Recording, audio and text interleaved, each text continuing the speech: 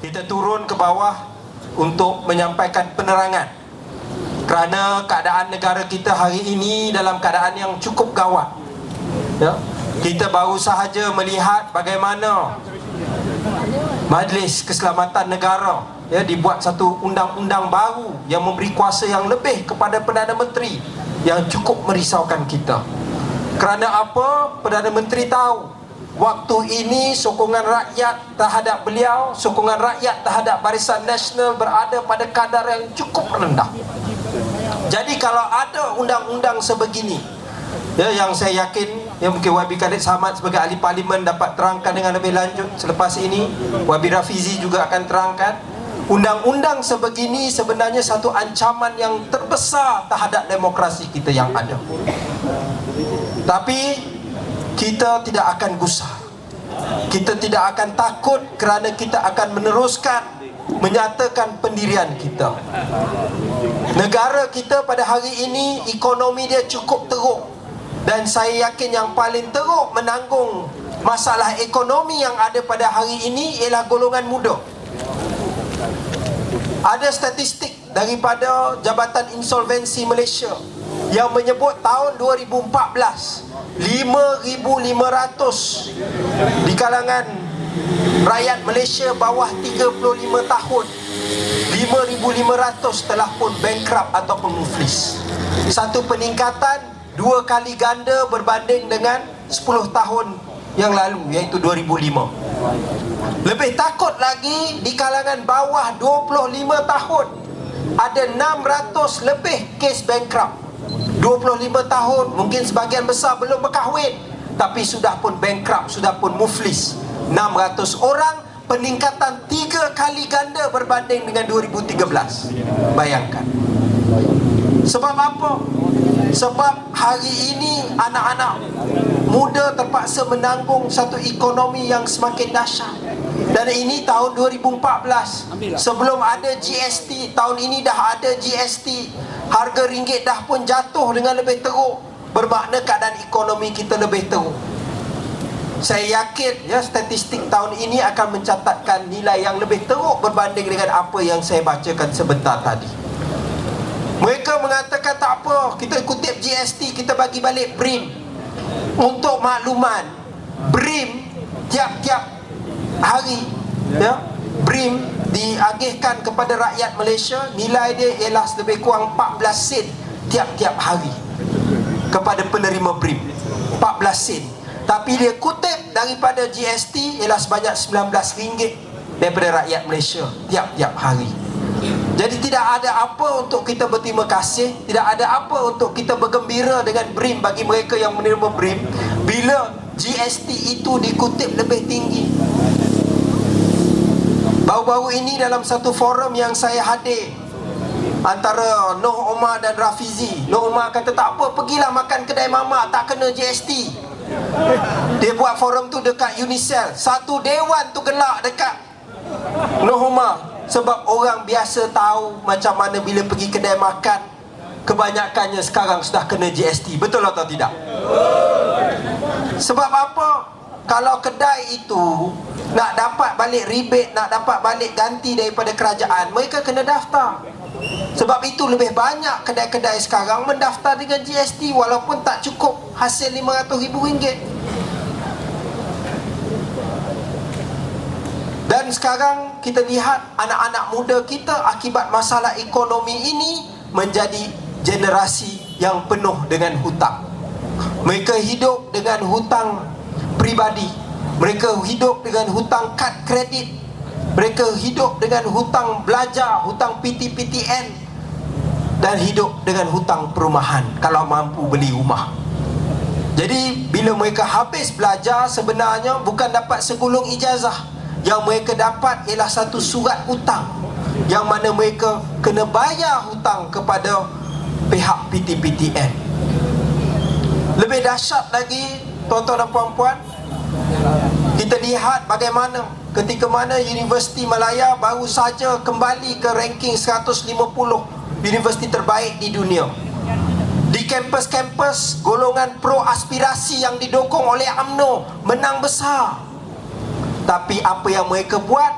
dalam belanjawan ataupun bajet yang akan datang, kerajaan potong 1.4 bilion ringgit peruntukan untuk IPTA di seluruh negara kita. Kita jangkakan ini merupakan satu trend yang berterusan, dan kita jangkakan dengan pemotongan ini, tawaran tempat di IPTA di seluruh negara akan merosot berbanding dengan keputusan cemerlang buat kali ketiga berturut-turut. Bermakna semakin ramai orang dapat result yang baik, keputusan yang baik, tetapi tempat di universiti semakin berkurangan. Apa pilihan untuk anak muda? Mereka kena pergi belajar ke IPTS. Kecuali lah mampu yang betul-betul kaya boleh pergi luar negara dan sebagainya. Majoriti besar boleh pergi ke IPTS, universiti swasta atau institusi swasta. Tetapi kalau nak pergi ke institusi swasta, mereka memerlukan PTPTN. PTPTN pula dipotong 15 hingga 25%. Inilah hakikat yang melanda anak-anak kita. Lepas itu bila dah habis belajar, nak bayar bergelut, nak bayar PTPTN dan sebagainya, beli rumah hutang, kahwin hutang, beli kereta. Saudara-saudara, dulu bila kita komplain kenapa harga kereta di Malaysia mahal, harga kereta di Malaysia paling murah pun cukai 100%. Bermakna kalau kita beli sebuah Myvi, harga dia 60,000, harga dia sebenarnya 30,000 saja. Tapi sebab ada excise, ada cukai dan excise, maka kenalah sampai 60,000 kena bayar untuk sebuah Myvi. Harga sebenar RM30,000. Bila kita marah dulu, mereka kata tak apa sebab minyak di Malaysia ada subsidi. Tak apa walaupun kita kena bayar cukai. Hari ini tuan-tuan dan puan-puan, nilai subsidi minyak 13 hingga 14 bilion ringgit setiap tahun. Nilai subsidi minyak dah pun tidak ada. Minyak telah pun diapungkan. Sebab itu tiap-tiap bulan berubah harga minyak. Tetapi harga kereta adakah lebih murah? Adakah mereka potong harga kereta? Tidak. Harga kereta tetap juga sama. Cukai tetap juga. Untuk kereta paling murah masih lagi cukai 100%. Bayangkan. Inilah sebab rakyat Malaysia, khususnya anak-anak muda, kita harus bangkit. Di kala mana kita sekarang hidup dalam keadaan tertindas, hidup di kalangan di mana kita sudah menjadi seolah-olah hamba di bumi kita sendiri, kita tidak ada pilihan lain kecuali membuat perubahan. UMNO Barisan Nasional, bila mereka berhadapan dengan isu-isu ini, yang mereka buat hanya satu, iaitu mereka cuba membakar sentimen perkauman. Sebab apa? Mereka yakin dengan adanya sentimen perkauman, maka orang tidak akan fikir tentang masalah sebenar mereka. Sebaliknya mereka akan cuba menyalahkan kaum yang lain. Tapi soalnya, isu ini bukan salah kaum yang lain, ia salah kerajaan UMNO Barisan Nasional, tuan-tuan dan puan-puan. Jadi kita jangan terperangkap dengan retorik mereka. Dan kita perlu untuk menang dalam pilihan raya yang lepas, kita dapat lebih kurang 80 kerusi, 89 kerusi. Kita perlu 30 kerusi lagi untuk kita menang. Antara kerusi-kerusi yang kita perlu menang, kerusi-kerusi marginal, ialah seperti kerusi Setiawangsa yang kita tewas 1,300 lebih undi sahaja dalam pilihan raya yang lepas. Walaupun ada undi awal yang begitu ramai, 12,000 undi awal di sini.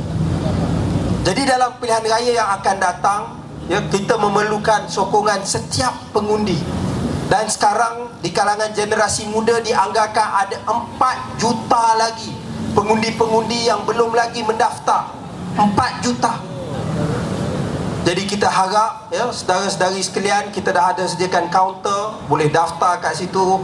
Daftar pengundi boleh, daftar sukarelawan boleh, daftar sebagai anggota keadilan ataupun amanah boleh untuk datang. Tuan-tuan dan puan-puan datang ramai-ramai untuk mengisi borang-borang tersebut. Sebab kalau kita tak menjadi pengundi, tak menjadi pemilih, maka sia-sia saja kita marah, sia-sia saja kita datang malam ini, kerana kita tidak dapat berbuat apa-apa tiba pilihan raya nanti. Jadi sebab itu tuan-tuan dan puan-puan, Kita berharap sangat bahawa dalam pilihan raya akan datang, kerusi-kerusi seperti ini ya akan dapat kita rebut, akan dapat dimenangi oleh keadilan, akan dapat dimenangi oleh Pakatan Harapan, supaya kita dapat membentuk kerajaan yang baru di Putrajaya. Boleh atau tidak? Dan kita juga tahu, selagi mana rakyat kita tidak dibebaskan, selagi mana UMNO Barisan Nasional tidak ditumbangkan, selagi mana itulah mereka akan terus memenjarakan Datuk Seri Anwar Ibrahim. Sebab apa? Mereka tahu bahawa Datuk Seri Anwar ini merupakan suara yang paling lantang, suara yang dapat memimpin gelombang perubahan rakyat. Maka dalam usaha untuk menyekat kebangkitan ini, dalam usaha untuk menyekat suara perubahan ini, maka mereka memenjarakan beliau dengan fitnah yang begitu dahsyat. Tetapi saudara-saudara, mereka terlupa bahawa mereka boleh memenjarakan seorang Anwar Ibrahim, tapi lebih ramai lagi rakyat Malaysia akan bangkit menjadi Anwar Ibrahim untuk melawan UMNO Barisan Nasional. Betul atau tidak? Jadi saudara-saudara, marilah kita bersama-sama kita terus menentang UMNO Barisan Nasional, dan dalam pilihan raya akan datang kita tumbangkan mereka di Setiawangsa dan kita sampai di Putrajaya. Boleh atau tidak? Sekian, terima kasih.